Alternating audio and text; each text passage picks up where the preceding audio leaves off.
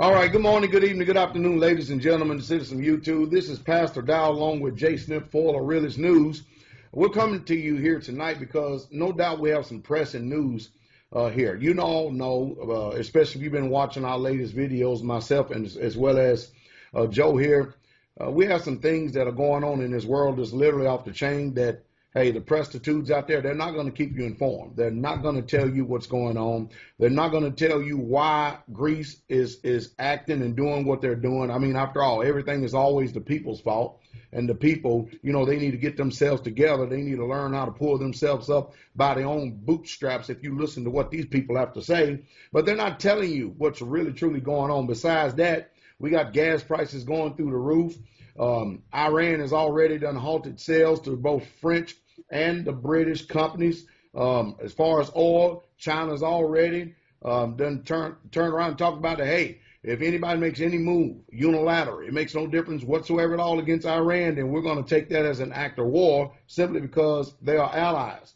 So, hey, we are in a situation. I think the first thing we'll do is we'll go ahead and talk about the Greek situation, that what's going over there, because you people out there that listen to that, what we call the mainstream news media, you're not getting all the ins and outs. You're not getting the truth. So myself and brother Joe right here, Joe, he's going to help us to connect the dots a whole lot better than I can. So, Joe, what is really truly going on over there in Greece right now?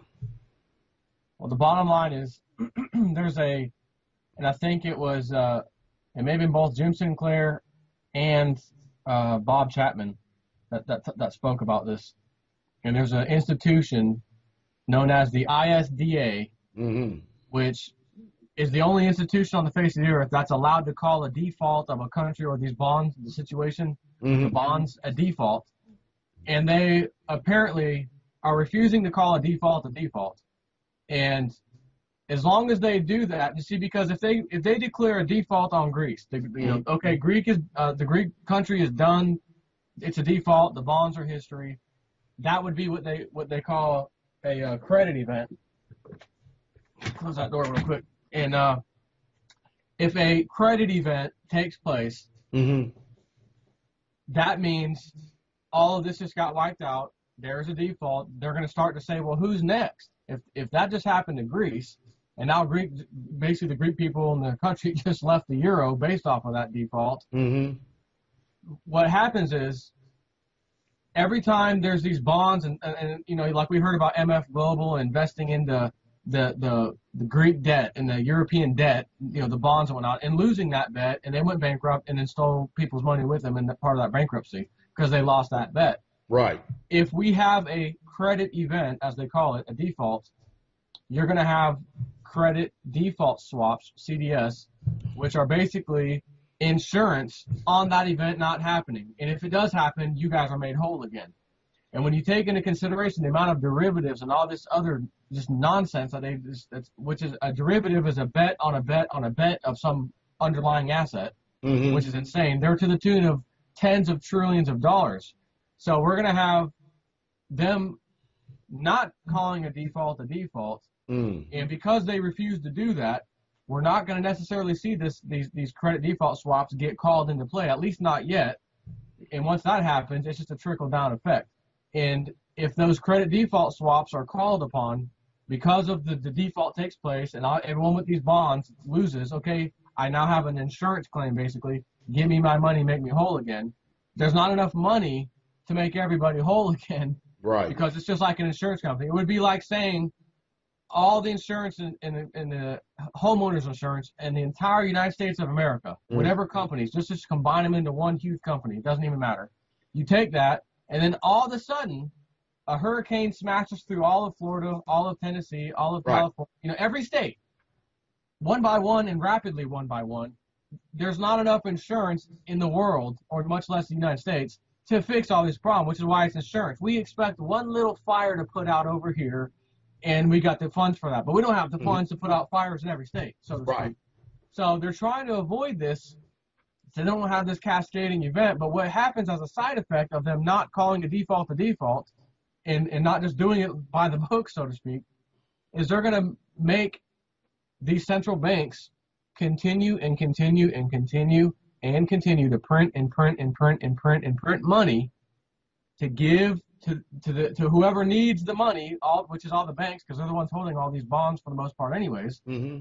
And they're going to keep getting their money. Just like in Greece, I think I read it was like 10 or 15% of all this money we're hearing over in Greece, 10 to 15% max or something like that, is going to the people of Greece, the country itself. The rest of the money that they're getting is going to pay back the other debt that they had to the bondholders, the original bondholders. So you see these crazy, outrageous rates that they're paying for interest rates on these bonds that they're issuing in Greece. But everybody knows, well, it's like a hot potato. I don't want to be holding that thing, because if I give you the money now for the bond and I'm collecting the interest, even though the interest is fantastic right now, I need that bond to last a year to get this massive interest. That's got to be the whole reason why the United States of America, along with the rest of the countries, are just keeping interest rates at zero right now, because if they raise those interest rates, ultimately what it's going to end up doing is actually helping the people out. But so they keep them low because they want people to stay under their foot. They want their foot on the back of their neck, so they can't make any prosperity. They can't make any gains whatsoever at all. And so these people in Greece, they're just finished. They're literally just done for. As a matter of fact, their country is going to be in hock to whoever's lending them the most. Am I correct? You're right. And when that guy, Dominic Strauss-Kahn, former IMF, International Monetary Fund, CEO, president, whatever they want to call him, the head guy, the whole scandal about him raping the maid in the hotel was complete fake. I told everybody it was fake the day it happened. Right. And sure enough, he got let off scot-free and never happened. So the new lady that took over was from France, Christine Lagarde. Now she's the head, and I saw her make a comment when they were trying to figure out who do we want to head the IMF next, and she said, we need the people of Greece in the country, basically, to start selling off, or privatization as they call it, sell off all of the country's assets, waterways, trash companies, toll roads, electric companies, so that you guys can pay back this money. And the people are standing there like, what do you mean? We didn't want the money. You forced it down our throat. Now you're telling us we must pay back. It's kind of like the United States saying, listen, Afghanistan and Iraq, we think Al-Qaeda is in there, and we think Osama bin Laden's in there. We're coming into town. We're setting up military shop on your soil. We'll be bombing places. Your citizens will die as a casualty of war. Sorry about that. But we're doing this for this reason alone. And the people in Afghanistan are like, what? You're here for some other reason, but you're telling us you're like moving into our country? Yeah, pretty much. So that's what she's trying to get accomplished. As soon as she said that, I made the comment right then and there, she should be the next one. Watch this. Sure enough, she gets the nod.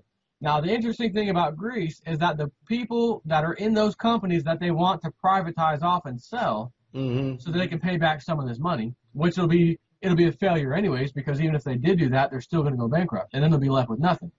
But they haven't been able to accomplish the Greek people in those companies that they specified. There's videos, mainly Russia Today, of course, because our mainstream don't cover that. Right. But they're showing how they're people standing there, even on video, saying it. We don't care what they do or what they say. They don't represent us anymore. We will not be dictated by these people to sell off our companies and our parts of Greece and things that are our heritage for anybody. So they can say what they want and they can do what they want, but it doesn't mean anything to us. So I think the Greek people will ultimately win, but it's like you said earlier when we were talking about how they set a bunch of stuff on fire. And if people, the mainstream media here didn't get too specific, other than 40-something odd buildings were set ablaze. That's it. But if you look at what buildings they were international corporations, international banking companies, etc. So that tells you the Greek people know what time it is, and they made sure they burned the proper buildings down, so to speak, when they did it. And I think that's going to definitely send a message to these big bankers, and they're going to push Greece as far as they can, because they do not want to get to that default credit event. So they're not calling a default the default. We don't want that. But ultimately, it's going to happen, and we may be just a matter of weeks. You know, I keep hearing March for some reason. It could absolutely be March. I'm not going to say it is because I sure don't know.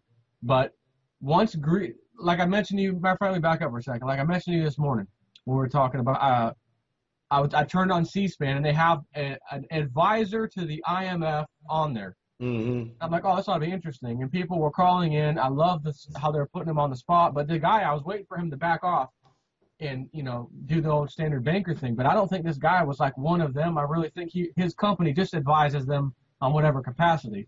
So some of his responses were pretty interesting. But they talked about this Greece problem. And he basically was saying, ultimately, it's going to have, you know, we don't want Greece to, it's not that Greece, it has this huge economy. And the caller that called was the one that mentioned it. You know, they've got an economy the size of, you know, Houston and whatever, Texas. Mm-hmm. And he goes, well, it's probably a little bigger than that. But, you know, and we're okay, fine, you know, big deal. Right. So Greece, their economy is not that big. And what he said, the key event, the key thing of the whole matter is that once they let Greece go, mm-hmm. and they say, okay, it didn't work, and they've defaulted, whatever the term, that friendly term they decide to use. Greece is done. They're leaving the euro. They're starting back with their drachma or whatever currency they want to call it, Mm-hmm. and it's a done deal. As soon as they see that, everyone's going to say, and this is what the comment he said was, they're going to start looking at Italy and Spain and saying, well, if any of those economies go, the whole thing's done. It's game over immediately. So if they let Greece go, and it didn't work with the plans that they wanted to work for Greece, then what makes everyone so sure those plans will work for a bigger economy that's in bigger trouble, such as Spain or Italy? And it's the whole confidence factor. The entire market will lose confidence, and then so goes the euro, basically. And that's what this man said this morning, which is interesting that we're having this conversation right now, and I never turn on the TV and watch that stuff usually, but I caught it immediately while it just started. IMF guy, perfect timing, perfect words out of his mouth for me to use today and help me grasp some of, you know, the reasoning behind the bankers not wanting this to happen, because people will lose faith in their system. So if people lose faith in their system, people have to find something else to put faith in. Naturally, there's only one thing left right now, and that's commodities, specifically gold and silver, of course. Mm-hmm. Well, you know, when you look at all this right here, we're only a few weeks, according to people like Lindsey Williams, Bob Chapman, Jim Rogers, some of the people that we're familiar with that we both listen to at times, right behind them and coming the collapse of the United States of America. Now, we were talking early on the cell phone, and you made a mention about something that people, you'll never hear. They never make the connection or connect the dots. So we're going to connect the dots here for a second. You said earlier that when President Obama, Barack Hussein Obama, a.k.a. Barry Soros, whatever his name is, pick one, you said that when he got in office that our national debt was at $9 trillion. So that means for the past 200 years that this country has been in existence, we have managed to amass $9 trillion in debt, i.e. previous Bush. Now, this man has not been in office but 3 years. Going on the fourth term, almost 4 years, and looking to run for another term. So now, what is the national debt at now? They just bumped it up to 16.2 or something like that. Over 16 now. Almost double, just about double. And it's probably safe to say, you know, looking at that trend of the last 3 years, Mm-hmm. so, you know, forget the what people think, political view, Democrat, Republican, get all that nonsense out of my face. Give me the numbers. 3 years went by, 9 trillion, 10, 11, 12, 13, 14, 15, 16. It might be a possibility that we'll see $18 trillion of debt by the time he's either reelected or he's out of office. His term's over. Now, let's look at that for a second. Let's look at that for a second, because what has happened earlier when we have saw this debt steadily increase, you know just as well as I do that they are suppressing the silver market more so than anything. They're definitely suppressing the silver market. And we cannot continue to keep adding this type of debt and keep on piggybacking and having this type of extraordinary amount of debt and not have commodities, i.e. gold and silver, what we mostly silver more than anything, to go up. It's got to go up in value. It must go up in value. And if we get to, what is that, $18 trillion at the end of maybe 4 years or 5 years, and you do know, we're going to go into Iran here for a second, that if they declare war, if the Congress declares war against Iran, you do know that they keeps Barack Hussein Obama. Now, hold on. Hold on a minute. You said if Congress declares war. Yeah, if. We don't need Congress for that anymore. You're right about that. The president just does it, and Congress stands there and says, yeah, whatever. So let me correct you on that part. That's how it's supposed to work, but it doesn't work that way anymore. You're so true. So true. You did say it right. That is the truth. So if we get to war, no doubt that this keeps Barack Hussein Obama in office indefinitely. Until. They made that comment to Lindsey Williams. They told him, we've never had a president when a war was started right before or whatever, during a time of war is what he said. Mm-hmm. We've never had a president during a time of war not get reelected. Mm. And the reasoning is going to be simple. The reasoning from all the mainstream media will be the same. He's already been there for 3 years. He knows all the intelligence and all of what's going on. Do you really want to replace him with someone new and try to keep him up to date with brand new stuff? He doesn't know what's going on.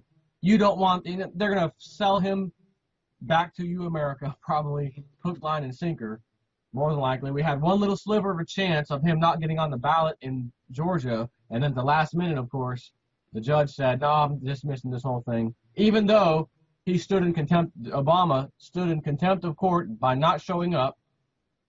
Don't worry about that. We're not even going to talk about that. We're just going to throw the case out anyways. Nothing happened. Now, if that was you or me, we wouldn't be able to do this video right now unless they allow it from a jail cell somewhere to do live streaming video. You got it. Because that's where we would be if we did the same thing. Well, the stewarding measures are working all the way across the board. I mean, that's just all there is to it. They have special privileges because they have special interest groups that are backing them up. Now, let's move on here just for a second to Iran, because it seems to be hot. It seems to be very, very hot. And no doubt it's going to affect us. So, I got Brother William here visiting from Staten Island, New York right now, and we was talking a little bit earlier, and I said, you watch and see, these gas prices are getting ready to soar. Because anytime you start making sanctions against a country like this, it's a literal act of war. So earlier I did a video stating and showing how that literally they all have but just literally fired the shot now, and that's the only thing we're waiting on right now. And I told him, I said, you watch and see these gas prices, they're gonna start going through the roof. Now, as a result, I had a little bit of money put back, and I immediately called home and told my wife, I said, I tell you what. I said, you call up at the people up there and tell them I want them to deliver us 400 gallons of farm diesel here tomorrow. I want them to get it here as fast as they can. So we get home. The first thing we do is start checking out the news sources and stuff. And the CBS in Los Angeles is reporting a high in one county, but an average of $4.06. But a high in one county right now that the gas is at $4.93 amid an attack on Iran. Now, the reason why I want to bring this up is because here's the point right here, case in point. Israel has been a country over there made up by Great Britain and the United States under the League of Nations, sanctioned by them in 1948. And they have not had one nuclear inspection at all from anybody whatsoever at all. And we are now sitting here listening to the same old rhetoric. We played this game before, 10 years ago with Iran. I mean, with WMDs. And now we're sitting here with Iran. We did it 10 years ago with Iraq. Now we're hearing the same exact rhetoric again, almost reading the script the very same way they may have, under assumptions, no proof whatsoever at all. 10 years later, Iran is finished. Saddam is dead. Muammar Gaddafi is dead. Allegedly, Osama bin Laden is dead, and still no nuclear or weapons of mass destruction. What say you? Exactly. So if that's the source of information coming into the TV streams, into our brain, and they lied then, they lied after that, last Iraq war with weapons of mass destruction, they lied about that. Everything's a lie, including sending guns across the border with Operation Fast and Furious, giving them thousands of guns to drug cartels, who then come back and Mexico's government said they've used those weapons to kill at least 1,000 people in Mexico. Good point. And we only have 3 officers dead here, law enforcement, from that. And I say only 3 because it's only compared to 1,000. But we ship the guns, and then they come back and shoot our guys. That is so treasonous. So despicable. I don't know if you could get any worse than that, and no one talks about it. No one cares about it. It's just, Eric Holder, the guy, he's still up in charge. He's not stepping down. Everything's good. Everything's fine. So this thing that keeps lying to us, this news, this mainstream media, this government, the whole 9 yards, lies to everybody. And then they have the nerve to come up to people like me or you and argue why we should have taken out Iran a long time ago. We should have taken out Iraq a long time ago. We should have taken all these tyrants a long time ago. Well, they've been there for 40 years or plus, and all of a sudden now is the time that there's an uprising and the whole Middle East is deciding to uprise at the same time? I don't think so. You know we're behind that. Lindsey Williams said we were anyways. Mm-hmm. But the thing, I mean, if this thing keeps lying to us, why are people still listening to it? It's just like, it's like they're brainwashed, and it's like they're hypnotized.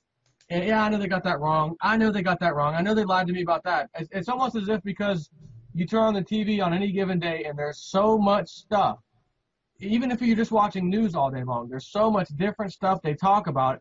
Just little pieces of it kind of filter into your mind. You can't possibly keep up with all of it, but then they talk about something that catches your eye. We need to go to war with Iran. They're getting ready. They're building nuclear weapons as we speak. From sources says. What sources?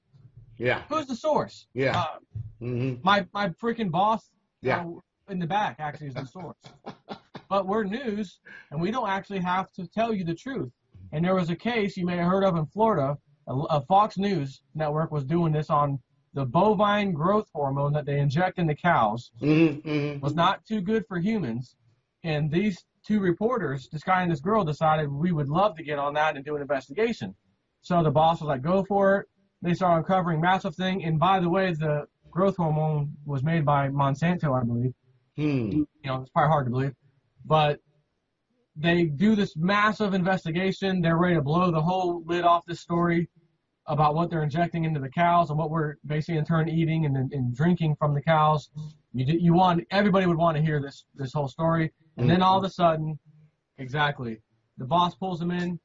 What would you guys say if I just pulled the plug? I could pull the plug. I'm the boss. And they said, yeah, we know that, but why would you? And they had already spent, if I remember correctly, they had already spent $1 billion with a B, $1 billion in advertising commercials for all the networks to play about this Fox News investigation you don't want to miss. They already wrote the check. It was done. And then Monsanto started sending them nasty, lawyers were sending them letters. Long story short, they cut the case down. You guys are not doing this. They said, we're not dropping this. We're not leaving this alone. They tried to give them like a huge severance pay to just leave and stop. They refused. They kept pressing. They ended up going to court, suing the two reporters, sued Fox News over this. And when the final outcome that the judge told them is basically as simple as this. The news agencies can report whatever they want, whether it's true or false, whether it's real news or fake news. It doesn't matter. There's nothing that says they can or can't do that. Therefore, you have no case. Have a nice day. Well, that was it.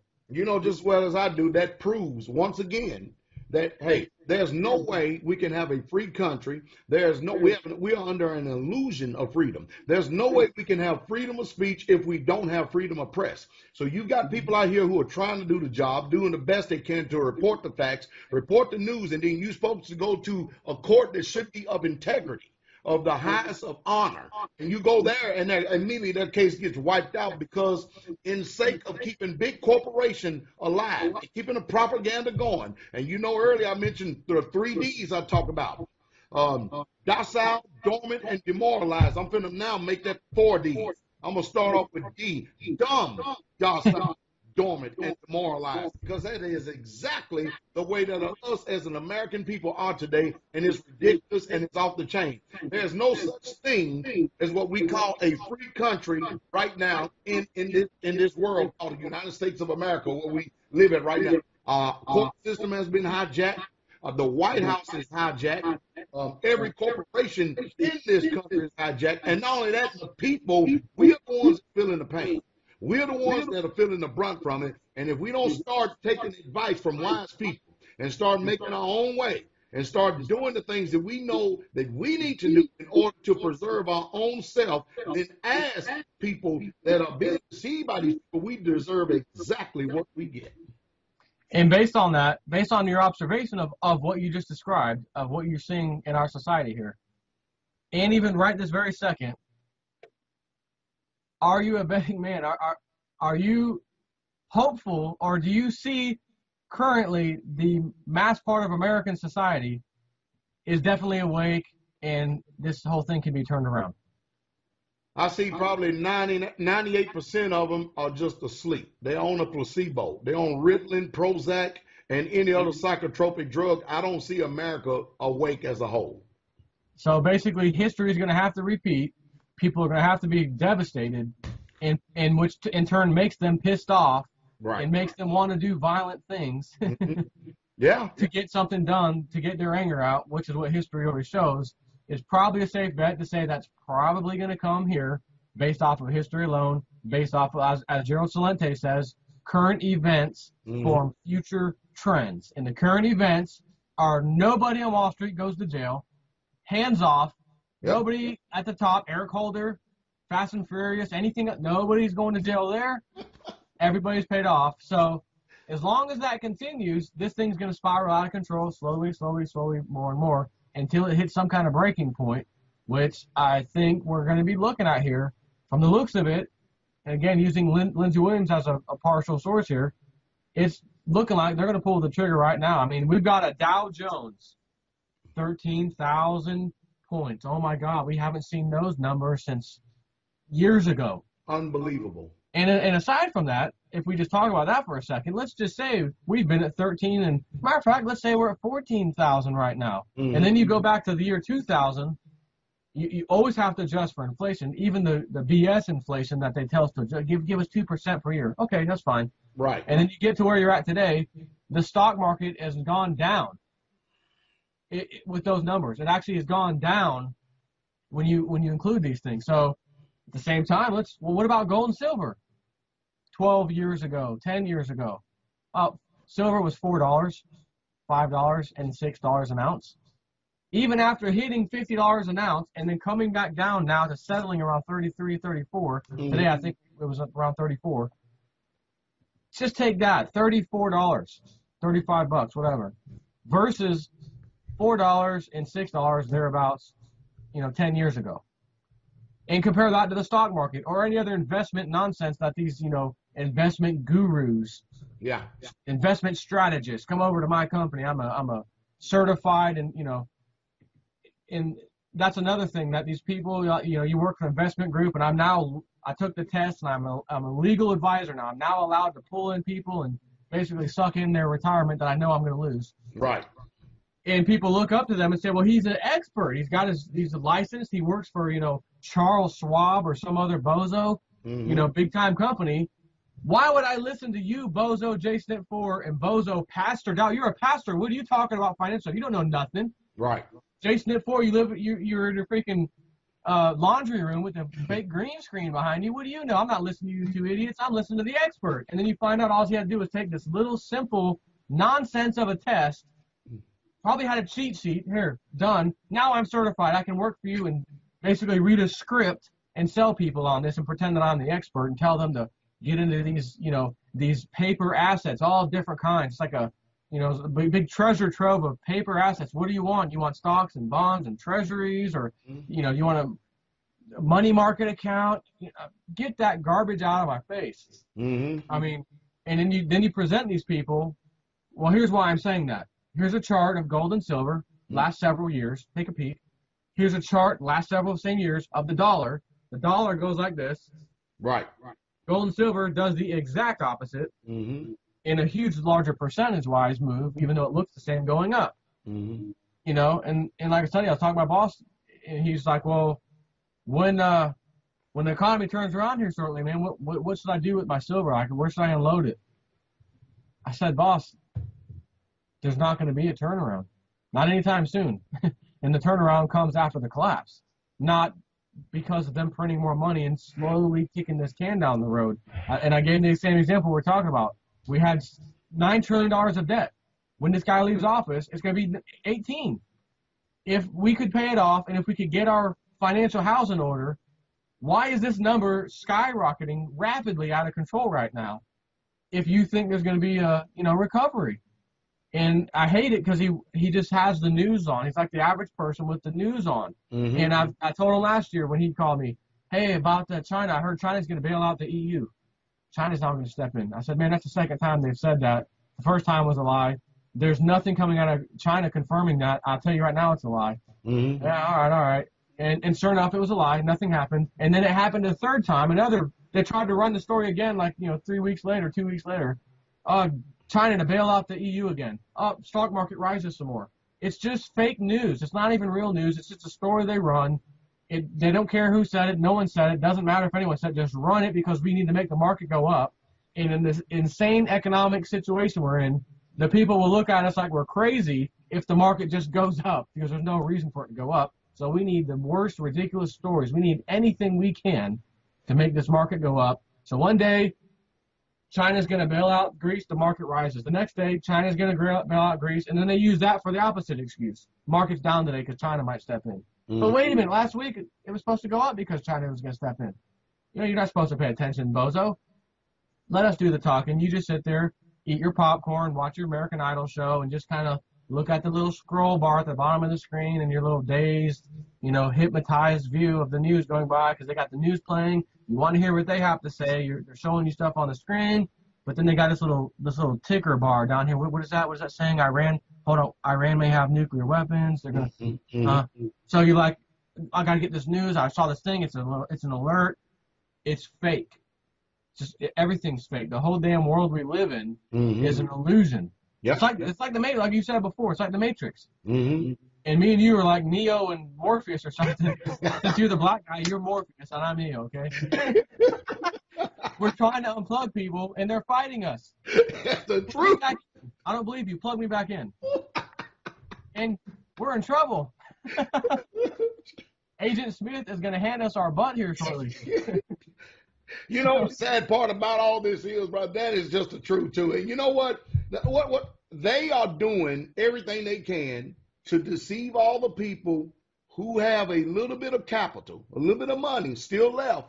These blood-sucking vampires are doing everything they can to continue to keep deceiving them by disseminating to them false information. It's a Ponzi scheme. They're trying to keep people into paper as long as they can because just as well as I do, brother, they're going to pull the plug, brother. And the only people that's going to be sitting pretty are those who have invested soundly in the commodity that has been money ever since the beginning of, that as far as we know, civilization 5,000 years ago, it has been money for 5,000 years, gold and silver. And that guy on C-SPAN, the IMF advisor extraordinaire this morning, someone had called in and asked them about why are no countries and stuff backing their currency by gold and silver. He said gold and silver as money. It's been done for so long. Why are we not using it anymore or even backing the currency by this? And it seems like this problem's just getting worse. And he started to sweat. You could see he didn't like that question, actually. And I was like, well, it figures, because he ain't going to want to say nothing about gold and silver. So he says, well, the first Great Depression we dealt with was based on the fact that, the world currencies were, in fact, pegged to the gold standard. Okay. And that was part of the issue. He says, because in a problem like we're dealing with today, we can print money. We have the money, the printing presses, basically. We can print the money to help, bail out the banks when they need it or whatever the situation is. With gold and silver, it comes from the earth. It's not found everywhere. The price can fluctuate and stuff. It's not that stable. He was trying to give this guy the runaround. But the thing is that when he's asked this question, it immediately his eyebrows, he would like do this weird thing with his eyebrows, like one of them CIA things. It was disturbing. Like I'm like, what is he doing with his eyebrows? Like only when it was a question he didn't feel comfortable answering, and he had to answer because he's the advisor.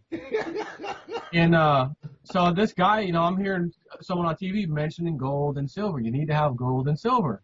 So he also mentioned something else and said, look, how did all this happen? How did these banks run away with this crisis? How was all this allowed? How did all this betting and all the stuff that they failed on? And he says, well, the biggest part was the regulation or lack thereof. There were no regulations. He says, because he said, when are people going to go to jail? Has anyone gone to jail over this? When are they going to go to jail for what they've done? He says, well, the thing is, it's the regulation or lack thereof. And the problem is, they didn't break the law. And if they don't break the law, no one's going to go to jail. So he told you right there. Yeah. You sheeple out there who may be, by chance, listening to this video. Mm-hmm. If you're a sheep, you're probably not, unless your friend kicks you over here to listen to this. But if you are, appreciate you listening. And you have to understand that they just told you it wasn't in the law. We didn't break the law. Just like MF Global, we didn't break the law by stealing our customer client funds. When they sign the agreement, they allow us to do whatever we want with their money on their behalf, on ours using it on their behalf. They signed off. So if we decide to use it for a second or two in our own company and then we lost it, it doesn't matter. And that's how they're going about this. So naturally now they're all saying, well, you're gonna have to go to court and let the courts decide. And as you mentioned, the courts, of course, we know how they roll. But he's letting everyone know the day is gonna come where you thought you had a 401k, you thought you had some kind of paper investment. It's on a piece of paper. It's guaranteed, and I've got this and that. It's on a piece of paper. You're going to get that old call one day maybe, and or a letter in the mail that says, we didn't break the law. Everything we did was legal. We are also legally filing bankruptcy, and all your money's gone. Have a nice day. And you are going to be sitting here doing another video counting stacks of silver. Hey, check this out. Look at my stack, Pastor. Oh, that's a cool stack you got. And everyone else will be standing around, hopefully our viewers, doing the same thing, counting their little stack. And even a little stack by that time, if that day should come, a little stock's going to be extremely valuable to those who have it. It's just history. 6,000 years of gold and silver history being money in this little tiny blink of an eye, as fast as you can blink it, is this little experiment of ours with, let's not back by gold and silver, let's create this paper-backed faith system. It's just completely based on faith. We'll keep everybody faithful to the system, of course. We'll make sure that they know this is money. Even though, as Ben Bernanke, or as you call him, Ben Shalom Bernanke, says, we as Federal Reserve bankers store gold as a tradition, even today. But it's not money anymore. Why would you do that? As Ron Paul said, why not diamonds or, jewels? Right. Well, it's just tradition, that's all. In China, who outpaced their 2010 buying in 2011 massively, are already on record this year doing the same thing. So is India. So is many other countries. So if all these other countries are doing that, maybe it's not just tradition old Ben Bernanke knows about, but it is critical that they keep every bozo out there in the belief all is fine. Yeah, we'll just print more money. We have printing presses. We'll print more money, and that's how we fix things. And when I try to explain it to like my boss, we can't. If we could pay off $9 trillion, we would have paid off 9. Now we've got 18, and what's going on? It can't be paid off. I said we are going to devalue the dollar. Lindsey Williams has said it. Yeah. He was told it. It's going to happen. I can't tell you 100% it'll be this year for sure, even though Lindsey Williams says it should take place at the end of 2012. But again, look at Syria. He said that Libya took them 3 or 4 or 5 months way behind their schedule. Look at Syria. They're still trying to get into Syria. They haven't even started in Syria. So their timeline, in my eyes, is being stretched. And it's funny to see that timeline being stretched because so is the CFTC and regulatory agencies stretching their timeline to implement some of these rule changes that almost seems they need to tie in together so that we can have all these crises hitting, dollar devalue, everything, and then have the markets go crazy for a minute while they implement these rules. And they're just it's just like a timeline. The timeline gets changed, everything else gets changed with it. So whether it's this year or next year, it doesn't matter. If it's next year, count your lucky stars and your blessings to say, man, thank God I just found this guy, Pastor Dowell or Joe, JSNIP4. And I've been hearing a little bit about silver and gold, what he just said today or whatever. Man, I'm sold now. I want to go get some silver. I've got to. And then he or she gets to now spend the rest of this year, let's say, buying silver, and maybe silver stays in the $30 range. So, again, as I've said before, man, I'm tired of waiting, too. I want to see $50, $70, $80 in climbing silver because I'm ready. And so are a lot of my older subscribers. But there's new people who aren't, so I feel bad for them, too. They're just catching on, so I almost feel like I can be patient, and I know I can. I am. And I'm still stacking. So I have a goal set. I made another goal on top of that. Now I'm sitting here at $30-something silver. I'm still buying. So by the time this all happens, all I know is I'm going to be safe financially speaking. So are you. And, you know, the purpose of me and him doing videos like this is simply to wake people up. I understand. We don't just tell you go out and buy silver because it, you know, the Bible talks about it, and JSNIP4 says it's a good idea. Right. We give you the whole bottom line, the whole history, everything you need to know so that you understand why we're saying what we're saying. I remember people used to get mad at me. Why are you making 25-minute video? Man, I don't have a half hour or 25 minutes, man. Can't you just say it in like maybe 5 or 10? And I said, you know, you should think, well, I'm going to try. And I never could because I have to say everything that I have to say so that you understand, you get the big picture. And then I have people all of a sudden, hey, man, I used to say that, but, you know, you're the only guy I can watch now for like 20, 30, 40 an hour because I understand you've got to go through all these points, and it makes sense. If I just sit through it, I'll have a better understanding. And then I realize why you needed to spend the time. Now I understand, man. I appreciate that. So for anyone else that's new, don't turn the videos off because they're so long. You know, I can't just make a 5-minute video sometimes because it's just too important. Hey, Joe, I'll tell you what, brother, I can't promise you that I can give you a lockdown time whenever I'm going to just pop up and call you up and say, brother, we got another situation here. We got to get another video out to inform the people, brother, because independent news sources, independent people like myself, a pastor like myself, independent news like you, that's the only way that the people can be fed. You know what else I do? They're going to kick the can down the street another, as long as they can. So it's to the people's advantage to go ahead and get into tangible assets so they can hedge themselves and protect themselves from what's getting ready to take place, so they can also protect themselves to have purchasing power for the inflation and the hyperinflation that it looks like we're getting ready to stare at. So we're going to wrap this thing up, brother. I'll give you the last word. Well, like you said, the way it's probably going to go down is deflation first, which we're already experiencing in anything that really matters like housing. It ain't even done yet. You ain't seen nothing yet. We're going to have that kick in, and then probably after that takes place, you'll start to see inflation followed fairly close by hyperinflation. That's around the time you should see those crazy, crazy, crazy precious metals prices. At the same time, you're going to see crazy food prices, gas prices, everything else. And another thing I want to say, you know, not to sit here and brag about myself and Pastor Dowell or other people that I know he or I could call right now and we could have a conversation on the spot. But he called me. I was just about to jump in a little game, have a little fun. Hey, let's do a video real quick. I didn't even have to ask him, what do you want to talk about? Give me some pointers. Like, what's the title? Like, you want to go down a little list of things to cover? No. We just spent 40 minutes talking nonstop. We know what we're talking about.